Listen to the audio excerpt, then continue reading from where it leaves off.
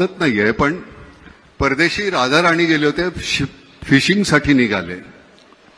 आपल्याकडे ती पद्धत नाहीये. आणि फिशिंगला निघाले असताना रस्त्यामध्ये एक गाढवावर बसून एक कोळी चालला होता, खांद्यावर गळ होता. राजाने विचारलं, काय रे, मच्छी पकडायला का? तो म्हणला, नाही महाराज, आज मच्छी पकडायला जाणार नाहीये, वादळ आहे, खूप मोठा पाऊस येणार आहे. म्हटलं, मूर्ख माणसा, मी माझ्याकडे खूप पगार देऊन हवामान तज्ज्ञ ठेवलेला आहे. त्यांनी सांगितलं, तुम्ही जा, खुशाल, काही होणार नाहीये. राजा पुढे गेला. खूप वादळ झालं, पाऊस आला, त्रेधा तिरपीट झाली. राजा दरबारात गेला. प्रधानाला सांगितलं, त्या माणसाला आणा बघू, हवामान तज्ज्ञाला. त्या लाद घालून हाकलून लावा आणि त्या कोळ्याला बोलवा आणि त्याला अपॉइंट करा.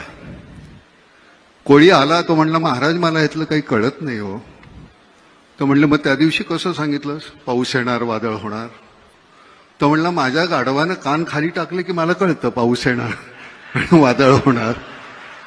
तर म्हणलं, मग ठीक आहे, गाढवाला अपॉइंट करा. म्हणजे राजेशाही गेली, लोकशाही आली, पण ती अपॉइंट करण्याची पद्धत काही गेलेली नाही अजून. तर ही जी गंमत आहे,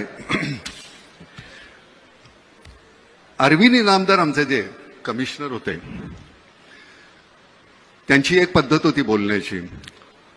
या देवा, कसं काय देवा, काय आणू का तुम्हाला, काय देवा.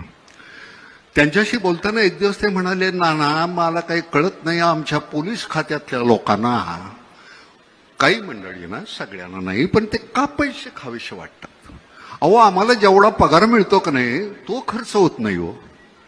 त्या माणसाची, म्हणजे शेवटपर्यंत अरविंद इनामदारांच्या घरी ब्लॅक अँड व्हाईट टीव्ही होता, अरविंद इनामदार गेले तेव्हा सुद्धा.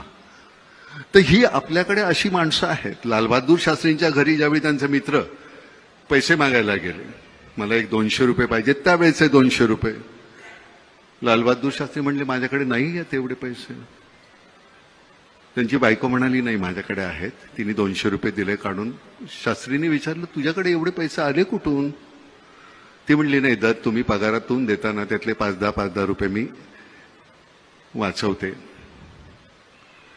त्यांनी गव्हर्नमेंटला पत्र लिहिलं की मला ह्याच्या पुढे माझा 10 रुपये पगार कमी करा. यशवंतराव चव्हाण गेले त्यावेळी त्यांच्या खात्यावर 25,000 रुपये नव्हते. आपल्या मंत्र्यांच्या, म्हणजे साधा आपला नगरसेवक आज निवडून आला की पुढच्या वर्षी तो कोट्याधीश असतो, त्याची चौकशी का नाही होत? म्हणजे मला कळतं की हा भ्रष्ट आहे, पण तुमच्या का नाही लक्षात येत? त्याच्यावर कारवाई व्हायला पाहिजे की नाही एकनाथराव?